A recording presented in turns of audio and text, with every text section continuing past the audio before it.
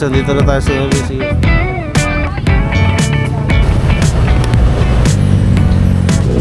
Yo mga kakosa! Ito nga pala ang part 2 natin ng pagbiyahe sa Nueva Ecija. At nung part 1 nga ay dumating na tayo sa Caloocan. So dito sa part 2, magsisimula tayo sa Valenzuela. Tuloy-tuloy na natin tong biyahe na to, papuntang Bulacan hanggang makarating tayo sa Nueva Ecija. So ano pa hinihintay nyo? Let's go!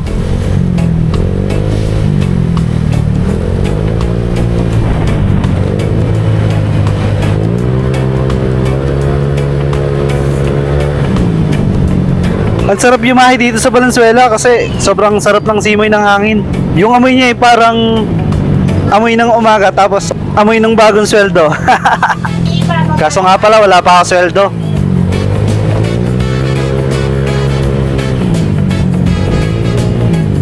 At yun nga, yung daan dito medyo malubak rin pero di naman maiwasan yun sa daan. Pero sure ako pagdating ng Bulacan, wala nang masyadong lubak doon tapos wala nang masyadong gusali.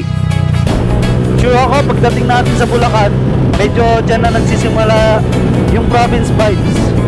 Like, mga palayan, tahimik, kaso nga lang may asong biglang tatawid. Yung mga aso kasi dun laging nakawala eh. Kaya dapat maging alerto tayo pag andun na tayo sa Bulacan. Nung dumaan nga ako dito sa Valenzuela, medyo traffic. Medyo lang naman, may ibang daan naman na maluwag naman siya. Kaya medyo sumisingit tayo dyan nang may kasamang pag-iingat. Ikaw lang naman kasi hindi iningatan eh.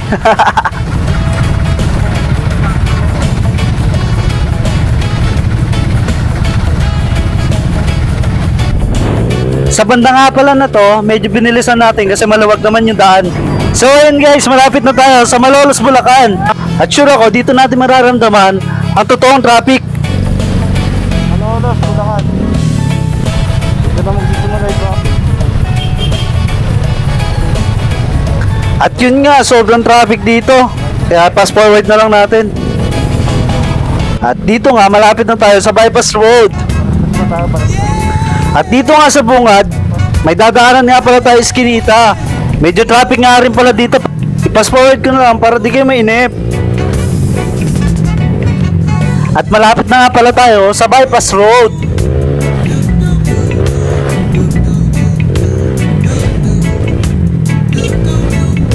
At lagi nyo nga palang tatandaan pag sa bypass na kayo, lagi nyo i-check ang tire nyo kung malambot ba para dire-diretso na lang kayo sa biyahe.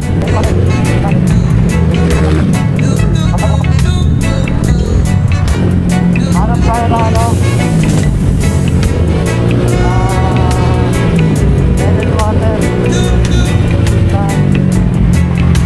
At dito nga nagpahinga tayo saglit para mag-stretch naman kasi mahaba rin yung binahe natin.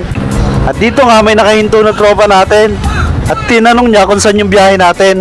Nagpahinga na pala tayo konti dito tapos uminom na rin tayo ng tubig. Tapos biyahe na uli, let's go! Sa buong biyahe ko, ito lang ang pinaka-nagustuhan ko kasi walang traffic, sobrang luwag, masarap magwaswas at makikita mo talaga ang top speed ng motor mo. Pero ito talagang pinakagugustuhan ko dito. Sobrang tahimik lang. Ikaw lang tapos motor mo. Yung tipong peaceful yung mind mo. Parang therapy ba? Kaso nga lang, nasiraan pa nga.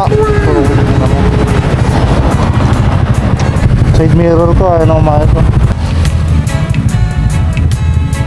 Mas pinili ko na nga lang biumahe nang walang side mirror sa kaliwa. At pagkatapos nga na mahabang bypass, ayun dito na tayo sa Guys, nandito na tayo sa ABC. At sobrang saya ko nga pala dito kasi nakarating na tayo sa Nueva Ecija. So yan, pahinga muna tayo saglit dito guys. Tapos isang matinding bakbakan na naman papuntang Gapan hanggang makarating tayo sa Laur, Nueva Ecija. Yun lang guys, peace out.